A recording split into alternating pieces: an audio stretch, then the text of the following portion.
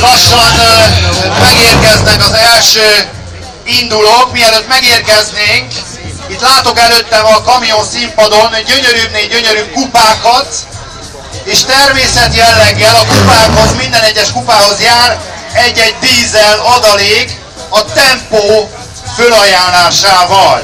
Hát akkor már is bemondom a két indulót. Először mindig az A pályát fogom mondani. Ez egy csőrös amerikai Peterbilt kamion, mellett a B pályán a Freightliner lesz.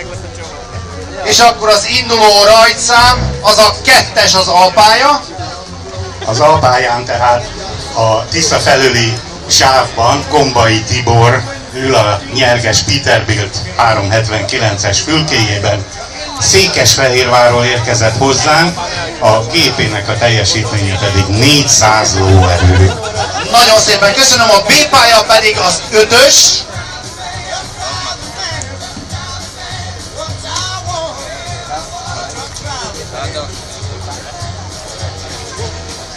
Akkor a B pályán 5-ös rajtszámmal Ágoston Attila, ennek az egész rendezvénynek a főszervezője, egy fekete Freightliner fülkéjében, Szegedről.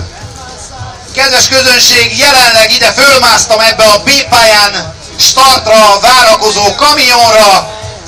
Bizony, mint egy repülőgép, tele műszerrel, kapcsolókkal. Úgy látom, hogy még duda is van, meghúzhatom?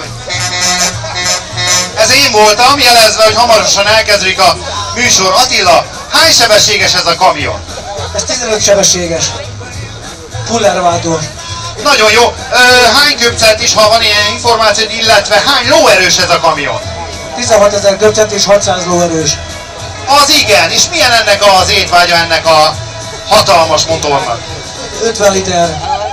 Az igen, 50 liter, és ez mennyi súlyt tud elhúzni? 80-100 tonnát is akár.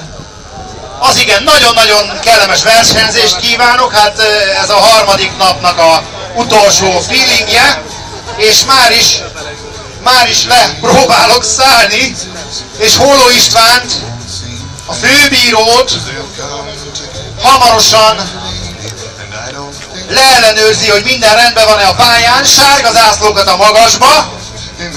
Miután meggyőződtünk róla, lehet indítani a kamiont. Hát akkor lássuk!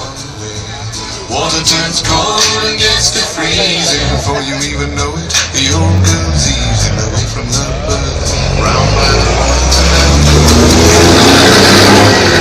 rocking the mist, your engine's pounding back on the bands. That old woman. Azt a mindenit ezek az amerikai csőrösök. Igen, kedves közönség, hát ezek is rendesen le tudják porolni azért az utat. I must do.